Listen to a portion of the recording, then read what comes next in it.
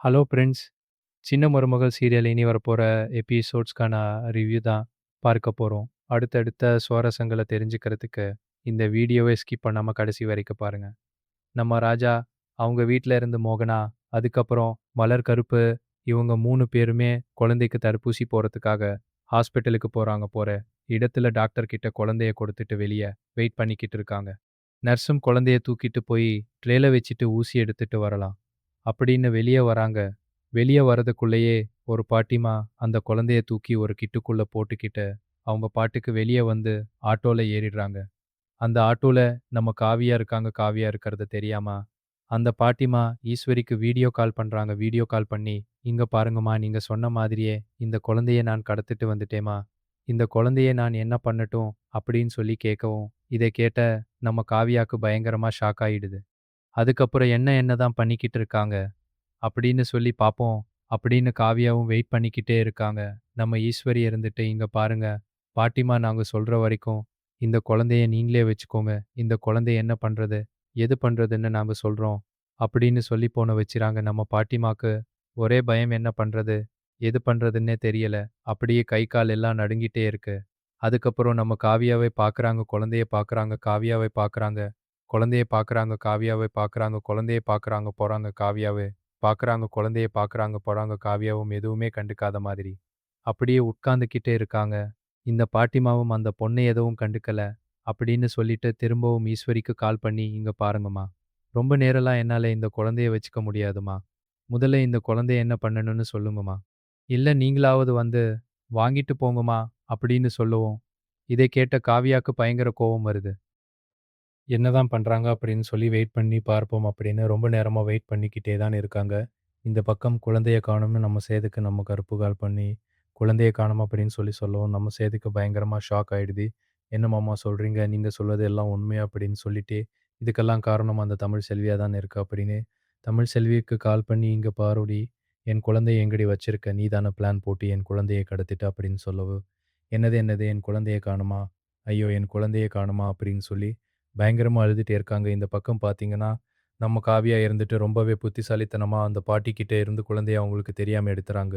அதுக்கப்புறம் அந்த பாட்டிமா ரொம்ப வயசான காலத்தில பணத்துக்காக தான் இப்படி பண்றாங்க அப்படின்னு சொல்லி பயங்கரமா அழுதுட்டு இருக்கவும், அதுக்கப்புறம் அந்த பாட்டிமா கிட்ட எதுவுமே சொல்லாம அந்த குழந்தைய மட்டும் தூக்கிட்டு வீட்டுக்கு வராங்க.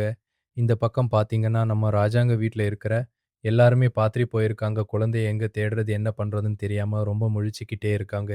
இந்த பக்கம் நம்ம கருப்பு மலரு, மோகனா இவங்க 3 பேருமே அழுதுட்டு வீட்டுக்கு வந்து நம்ம சேதுகிட்டயும், ராஜாங்கத்துக்கிட்டயும் எங்க குழந்தைய தடுப்பூசி போடுறதுக்காக நர்ஸ் கிட்ட கொடுத்திருந்தோம். நர்ஸும் உள்ள கூட்டிட்டு போனாங்க. அதுக்கப்புறம் வந்து குழந்தைய காணோம்னு சொல்றாங்கங்க. எனக்கு என்ன பண்றதுன்னே தெரியல. எனக்கு ரொம்ப பயமா இருக்குங்க அப்படின்னு சொல்லி பயங்கரமா அழுதுட்டே இருக்கவும், நம்ம சேது இருந்துட்டு ரொம்பவே கோவமா கருப்போட சட்டைய புடிச்சுக்கிட்டே, "இங்க பாருங்க மாமா. அவன் என்னோட குழந்தை, என்னோட வாரிசு. எப்படி இவ்ளோ அசால்ட்டா வந்து குழந்தைய காணோம்னு சொல்றீங்க? நீங்க ஜாக்கிரதையா பார்த்துக்க மாட்டீங்களோ?" அப்படின்னு சட்டைய புடிச்சு கேள்வி கேட்கவும், இதை பார்த்த ஐஸ்வர்யாக்கு அப்படியே கீழும் மேலும் எரிஞ்சுக்கிட்டே இருக்கு. "இங்க பாருங்க மாமா.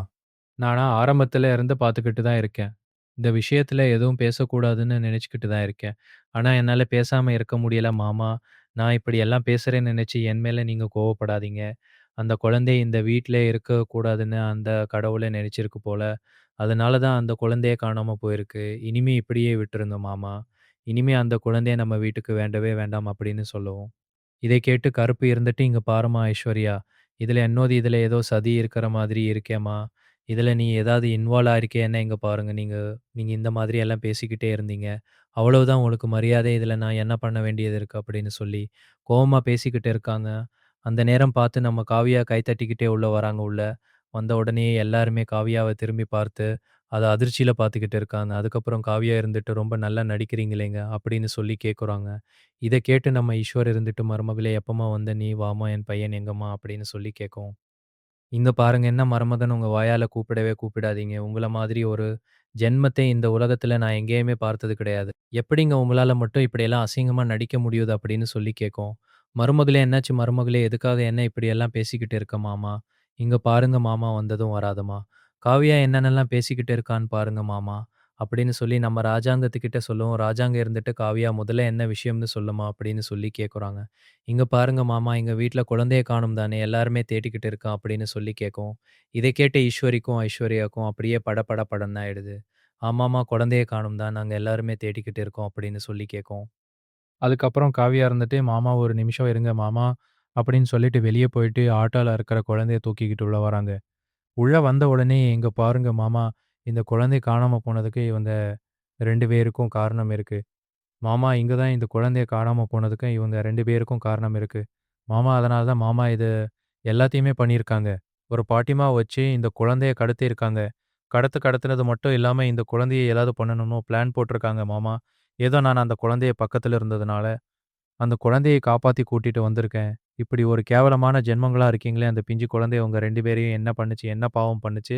அத சொல்லுங்க" அப்படின்னு சொல்லி காவியா ரொம்பவே கோவமா பேசிக்கிட்டு இருக்கவும், இதெல்லாம் கேட்டு நம்ம சேது ராஜாவும் அப்படியே இடிஞ்சு போயிருக்காங்க. "இங்க பாருங்க, இவ்ளோ பெரிய பாவத்தை பண்ண துணிஞ்ச நீங்க இனிமே கண்டிப்பா இங்க வெளிய இருக்கவே கூடாது. நீங்க 2 பேரும் ஜெயில் தண்டனை அனுபவிச்சே ஆகணும்." அப்படின்னு சொல்றாங்க. இதை கேட்ட உடனேயே நம்ம ஈஸ்வரியும், ஐஸ்வர்யாவும் பயங்கரமா ஷாக் ஆயிடுறாங்க. "ஏய் என்ன சொல்ற நீ? இதை நாங்க தான் பண்ணோம்" அப்படின்றதுக்கு. "என்ன ஆதாரம் இருக்கு? உன்கிட்ட எல்லா ஆதாரமுமே இருக்கு. கவலைப்படாதீங்க எல்லாத்தையும் காட்டுறேன்." அப்படின்னு சொல்லி நம்ம காமியா சொல்றாங்க. அதுக்கப்புறம் "என்ன இங்க பாருங்க மாமா, நான் வரும்போதே போலீஸ் ஸ்டேஷன்ல சொல்லிட்டு தான் வந்தேன். போலீஸ இன்னும் கொஞ்ச நேரத்துல வந்துருவாங்க. இன்னும் கொஞ்ச நேரத்துல இவங்களே அரசும் பண்ணிருவாங்க. கண்டிப்பா இனிமே இவங்க இந்த வீட்ல இருக்கவே கூடாது மாமா."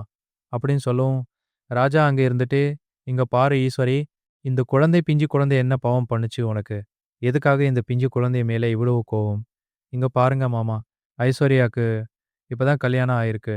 அதுக்குள்ள இந்த குழந்தைய தூக்கிட்டு வந்து இங்க கொடுத்தா ஐஸ்வர்யாவோட வாழ்க்கை என்ன ஆகுறது சொல்லுங்க மாமா" அப்படின்னு நான் சொல்லி அப்படியே ஒரு மாரி பரிதாபமா பேசவும், இத பார்த்துக்கிட்டு இருந்த நம்ம சேதுக்கு பயங்கர கோவம் வந்துருது. "இங்க பாருங்க சின்னம்மா, உங்கள என்னோட அம்மா இடத்துல வச்சு பார்த்துக்கிட்டு இருந்தேன். ஆனா இப்படி ஒரு கேடுகெட்ட தனத்த நீங்க பண்ணியிருக்கீங்களே!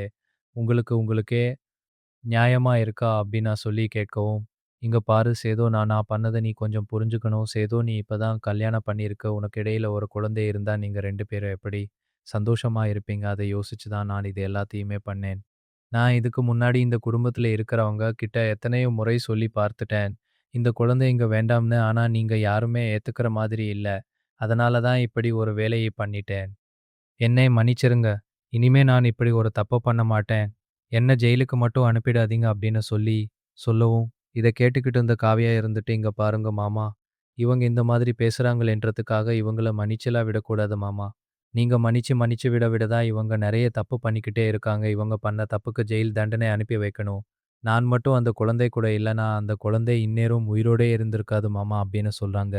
இத கேட்ட உடனே நம்ம ராஜாங்கம் ரொம்பவே கோவமா காமியாவும், ஈஸ்வரியும் போய் பலார் பலான்னு 2 அடி கன்னத்திலேயே விடுறாங்க. நம்ம ஐஸ்வர்யா இருந்துட்டு, "மாமா, இங்க பாருங்க மாமா, நான் சேது மாமாவை கல்யாணம் பண்ணிக்கிட்டு, சந்தோஷமா எத்தனையோ கனவோடு வாழணும்னு நினைச்சேன்.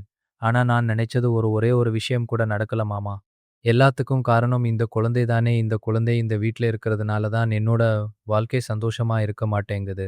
அதனால தான் மாமா இந்த குழந்தைய எப்படியாவது இந்த வீட்ட விட்டு அனுப்பணும்ன்றதுக்காக இப்படி எல்லாம் பண்ணிட்டேன். மாமா, இனிமே இந்த குழந்தைய என்ன வளர்த்துக்கிறேன். மாமா, இந்த குழந்தையால மாமா பிரிஞ்சு இருக்க முடியாதுன்னு இப்ப தான் நான் புரிஞ்சுக்கிட்டேன். இனிமே இந்த குழந்தைய நான் தாய் மாதிரி இருந்து பார்த்துக்கிறேன்." அப்படின்னு சொல்லவும், இத கேட்ட காவியா இருந்துட்டு, "நடிக்காதடி! இந்த மாதிரி கேவலமா பண்ணிட்டு போலீஸ்ன்னு சொன்ன உடனேயே இப்படி பம்பி என்னோட குழந்தைய பார்த்துக்கிறேன்னு சொல்றியே, இதுக்கு முன்னாடி சொல்ல வேண்டியதாண்டி. இப்ப எதுக்காக சொல்ற? இங்க பாருங்க, இந்த வீட்ல இருக்கிறவங்க யாரு இவங்களுக்கு சப்போர்ட் பண்ணாலும், அவங்களுக்கும் இதே நிலைமை தான். அவங்களும் இவங்க கூடயே சேர்ந்து ஜெயில் தண்டனை அனுபவிக்க வேண்டியது தான்." அப்படின்னு சொல்லிறாங்க.